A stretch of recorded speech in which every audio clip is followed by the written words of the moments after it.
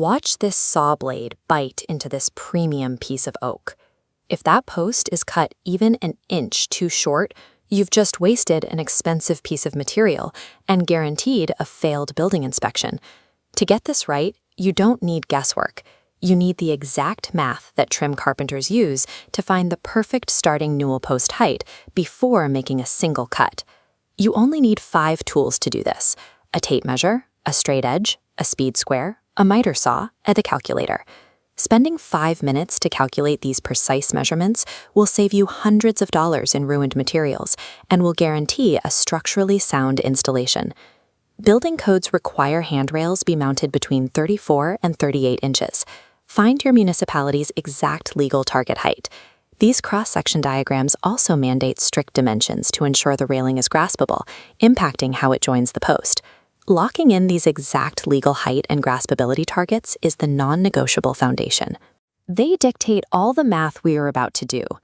Looking at this marked wooden post, we've set our target rail height at 35 inches and marked a reveal of 3 inches.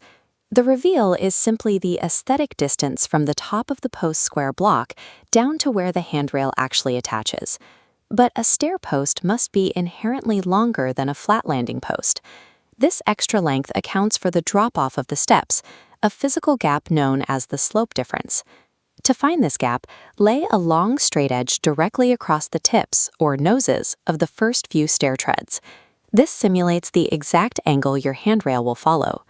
On this side profile diagram, you can see how to measure the gap. Just drop a tape measure from the bottom of that straight edge down to the tread where the post will sit. That vertical distance is your exact slope difference. Failing to discover and account for this specific measurement is the #1 reason amateur carpenters cut their starting posts too short. This formula brings all your measurements together. You add the reveal, your desired rail height, the slope difference, and the riser height to get your total newel length. You only add that final riser height variable if your post is being mounted to the frame or the floor below the level of the first tread. All length adjustments and cuts must be made exclusively from the bottom of the newel post. Restricting cuts to the bottom ensures the decorative top square and finial remain intact. This preserves the visual symmetry and professional finish of your entire balustrade. Sometimes structural framing requires non-standard placement, which means moving the post horizontally outward away from the first stair riser. Watch what happens in this side profile diagram as the post shifts outward. The descending angle of the handrail forces the intersection point lower down the post's vertical face.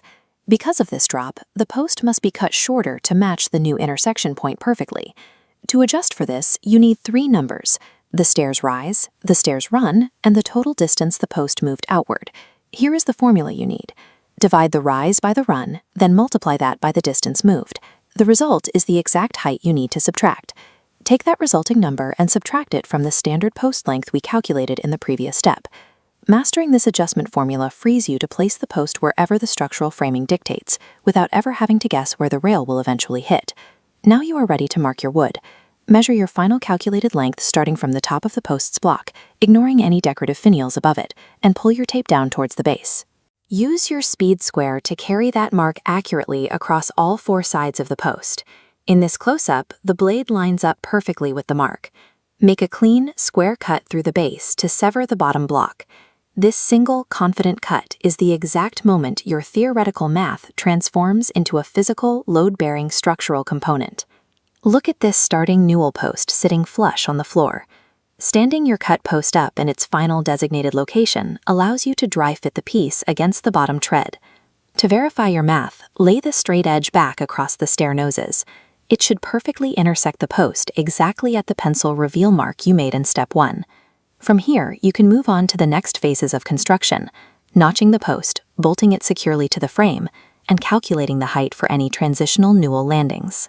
Doing the precise math up front guarantees a code-compliant balustrade that looks professional and will stand the test of time. Look at this starting newel post sitting flush on the floor. Standing your cut post up in its final designated location allows you to dry fit the piece against the bottom tread. To verify your math, lay the straight edge back across the stair noses. It should perfectly intersect the post exactly at the pencil reveal mark you made in step 1. From here, you can move on to the next phases of construction, notching the post, bolting it securely to the frame, and calculating landing newel heights. Doing the precise math up front guarantees a code-compliant balustrade that looks professional and will stand the test of time,